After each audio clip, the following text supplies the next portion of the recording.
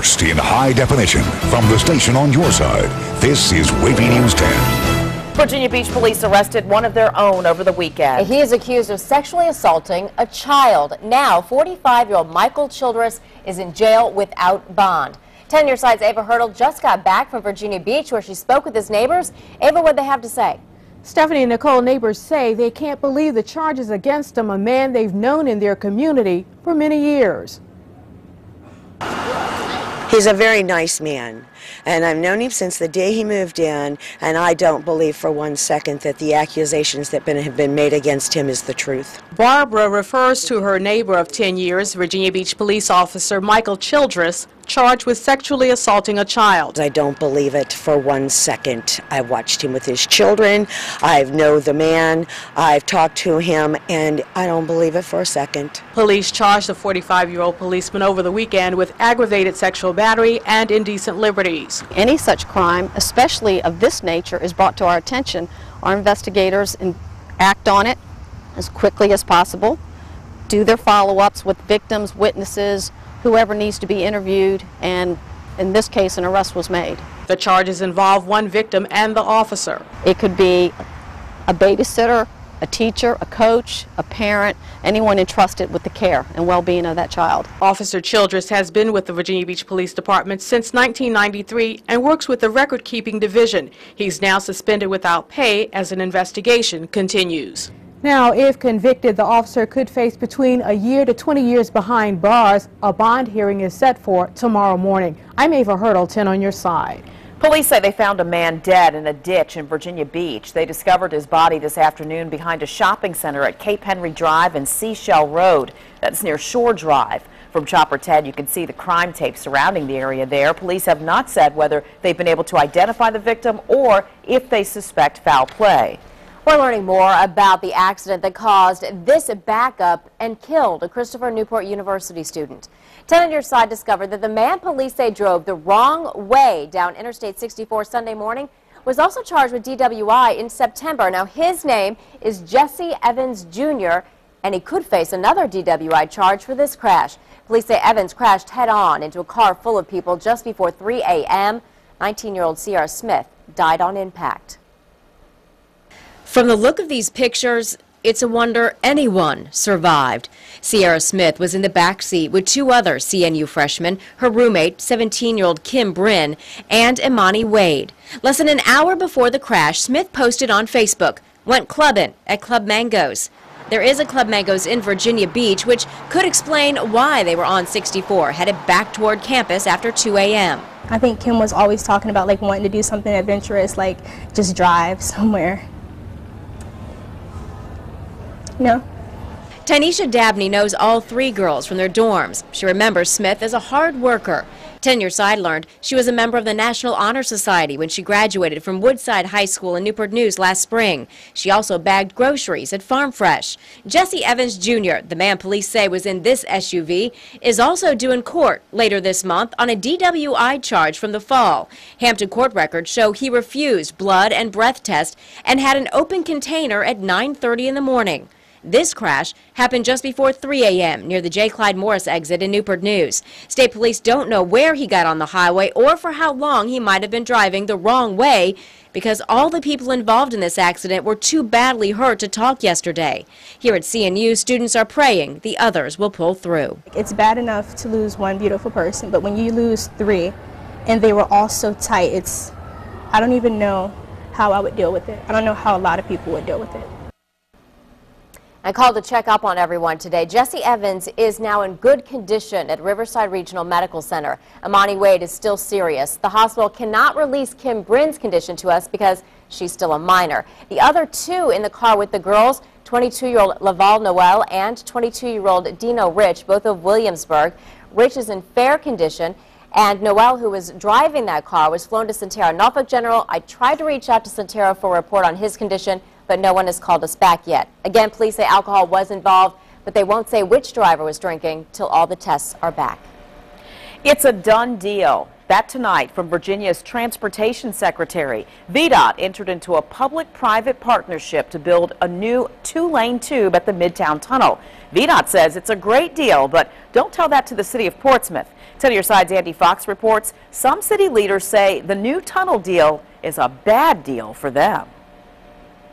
No, absolutely not. Portsmouth Mayor Kenneth Wright thinks his city gets a raw deal with the new Midtown Tunnel deal. We're going to lose property that is on our tax rolls now to be able to construct this extension, and we'll never be able to tax for it as long as it's a VDOT project. So I'm very concerned with how the state is kind of covering up for the private partner here. The $2.1 billion project builds a new Midtown Tunnel, extends the Martin Luther King Freeway, makes improvements to 2 tunnels, the Midtown and the Downtown Tunnel, gives HRT $2 million to increase service. Transportation Secretary Sean Connaughton thinks it's a win-win. This will save an average of 30 minutes a day for commuters who are going through the tunnels.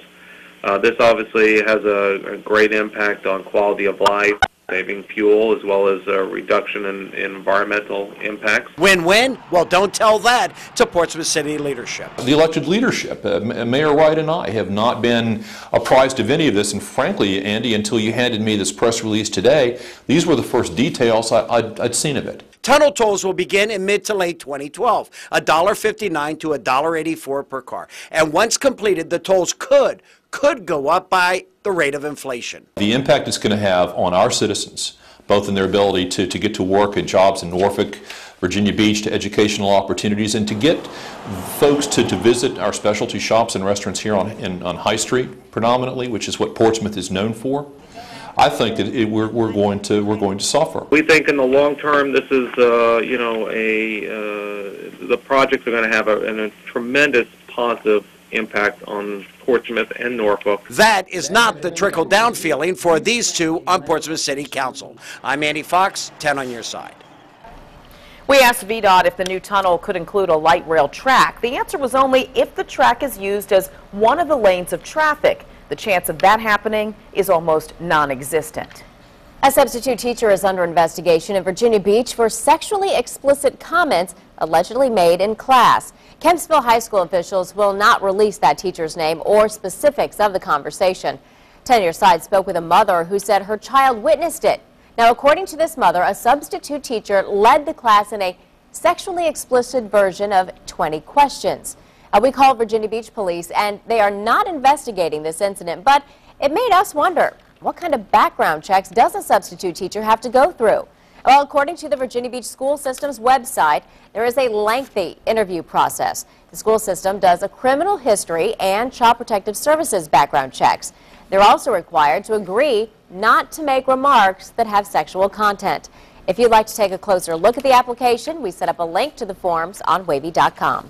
Only 10 on your side was there when U.S. Marshals knocked on the doors of convicted sex offenders. We'll tell you what they uncovered during the operation at 5:30. Plus, I can honestly say if I look angry, it's because I am. Connecticut's governor is fired up. Find out what state employees did in the aftermath of Hurricane Irene that has him so upset. Then firefighters jumped into action after floodwaters trapped special needs students inside a school bus. A lot of clouds today and a few spotty showers, but despite the clouds, still very warm temperatures, highs mostly in the 70s for today, and we've got one more day of the warmth. I'll tell you all about it coming up. You're watching WAVY News 10 at 5 with Tom Shad, Nicole Libus, and Super Doppler 10 Chief Meteorologist Don Slater.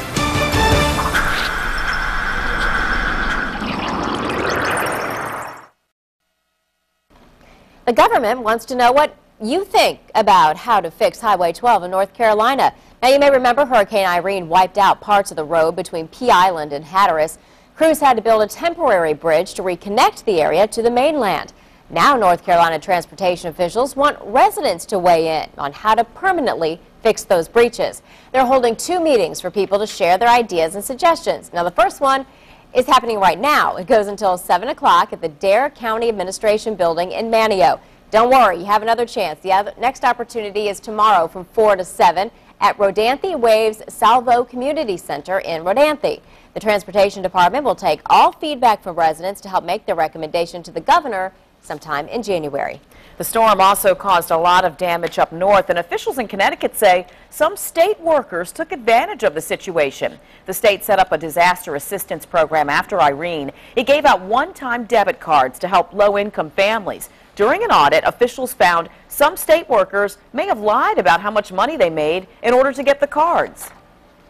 If we find out that state employees, or anyone else for that matter, use the occurrence of Tropical Storm Irene as an opportunity to defraud the disaster funding program, the consequences will be immediate and severe. 23,000 people applied to the program, including 800 state workers. Officials are not yet saying how many of those they suspect of fraud. Well, it wasn't a hurricane, but a torrential downpour that stranded a bus full of special needs students in Little Rock this morning. The bus ran off the road and into a flooded ditch. You see the firefighters there. They rescued the kids and carried them to another bus. Everybody made it out okay. Cuts are coming to the Postal Service. Find out what that means for the mail delivered to your front door. Plus, at the end, all it came down to was just choosing to live and not looking over my shoulder for the rest of my life. An emotional announcement from TV host Juliana Rancic. Hear the life-changing decision she had to make.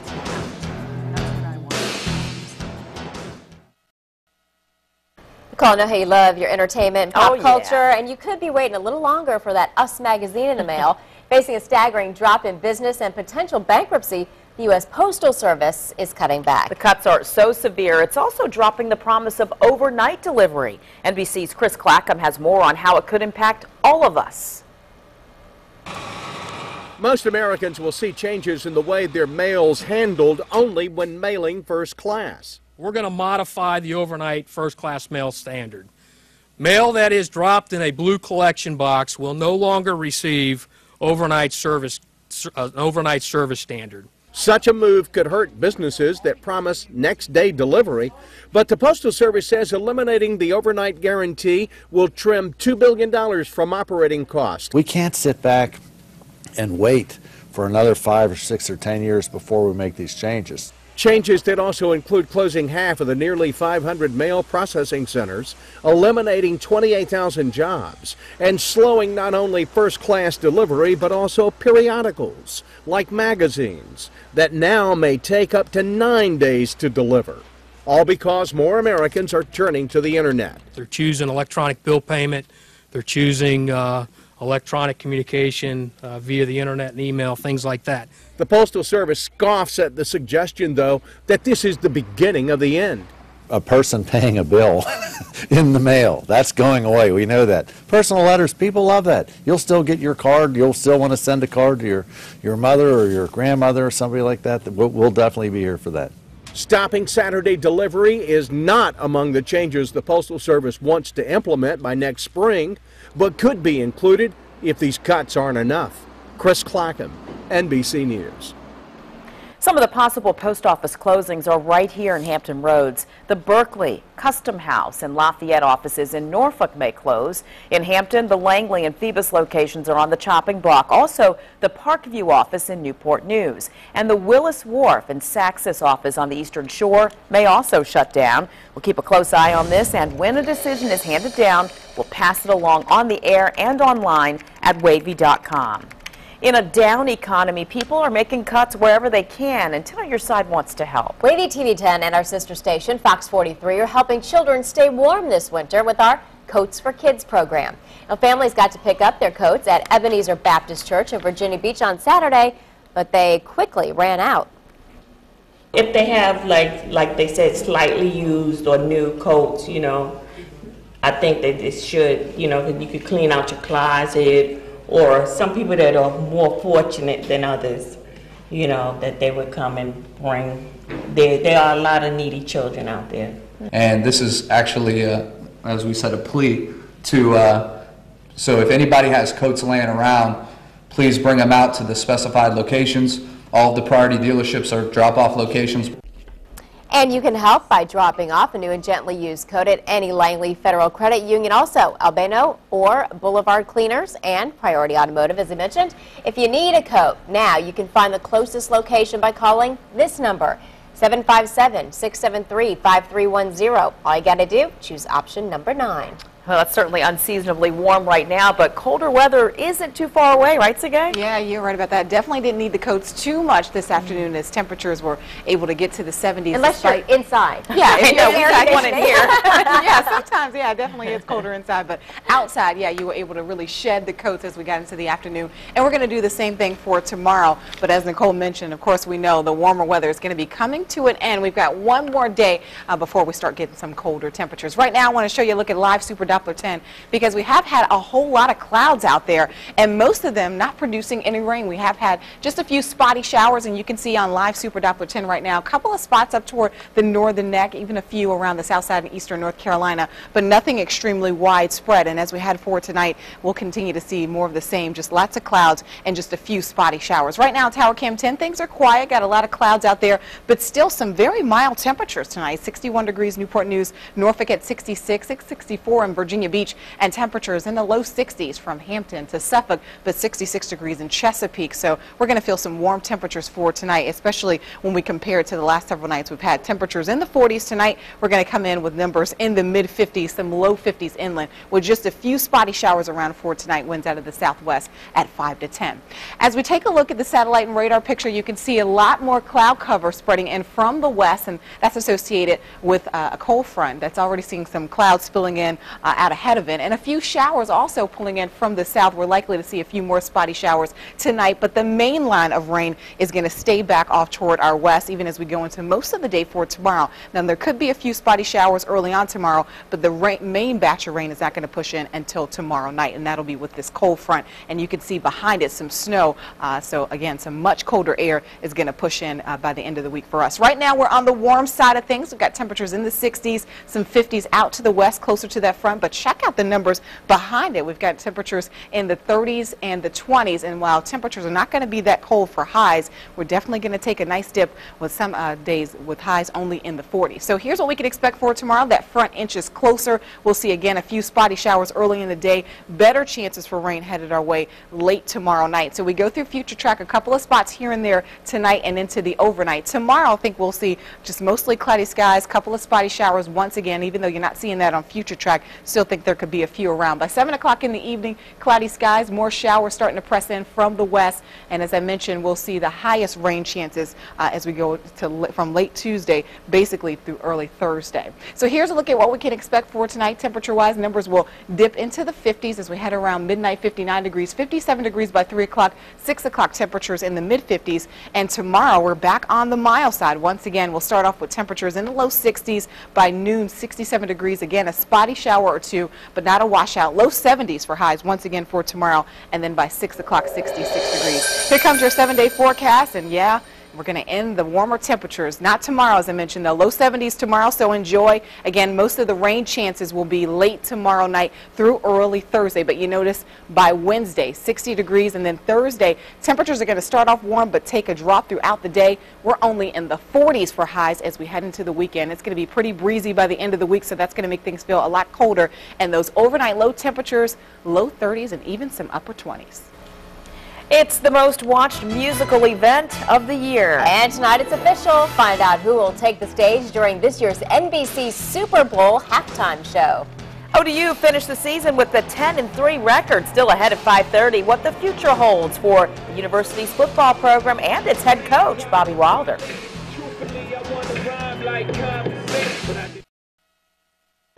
TV host Juliana Rancic is getting a double mastectomy.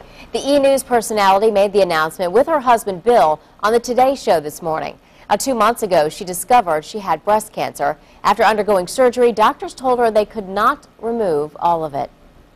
With the double mastectomy, I have less than a 1% chance of getting it back. With another lumpectomy, radiation, and medication, I could have seen 20 to 30 to 40% chance in my lifetime. And for me, it just wasn't worth it.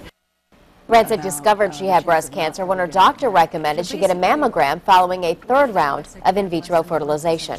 Madonna will take the stage during halftime of this season's Super Bowl, and you can watch it right here on WAVY TV 10. NBC confirmed the 53-year-old Material Girl will perform with Cirque du Soleil. So far, no word on whether Madonna will debut new songs from the album she's currently recording. Super Bowl halftime show is the most watched musical event of the year. This year, the game will be in Indianapolis on February 5th. Remember, WAVY TV 10 is your home for Super Bowl 46. Fun time. Police in Indiana are investigating a case of a criminal with a conscience. Find out how he's connected to these well-decorated front yard.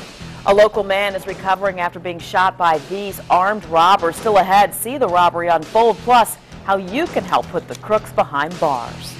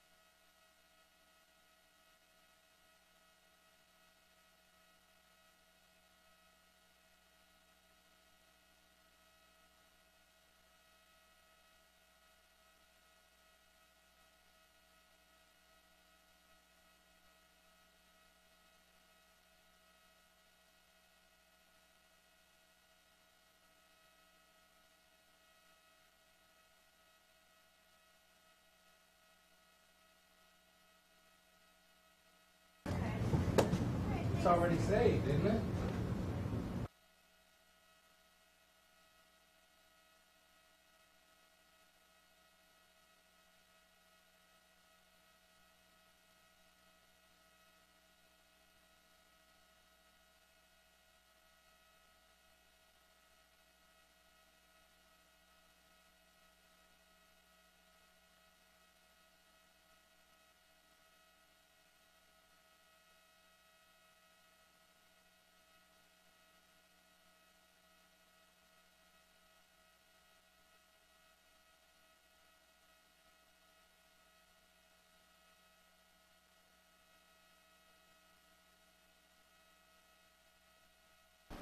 Guilt can be a powerful thing, and that appears to be the case in Indiana. This 16-foot Santa was stolen from a front yard in Unionville Wednesday night. After making a plea with the public, someone returned Santa in a bag, along with an apology note and $100. The homeowner says despite all the drama, there are no hard feelings. He's just happy to have Santa back home for the holidays. Aww. And a little extra cash doesn't hurt either, huh? Yeah. Was your front yard all decked out for the holidays? If it is, you need to enter our annual holiday light contest. All you have to do is log on to WAVY.com to enter. Now, we will only accept video submissions this year. There's 1 week left to enter. Voting is from the 13th to the 16th. Then on the 19th, we'll go live from the winner's home during our evening newscast. And to learn more about it, log on to WAVY.com, click on the link to the holiday guide. I've seen a lot of houses that have beautiful lights. Yeah, so with only interesting. With only video, I guess we're encouraging people to get creative and fancy with dancing lights and everything else. So impress us. Impress us. And stay with us. WAVY News 10 at 5:30 starts right now.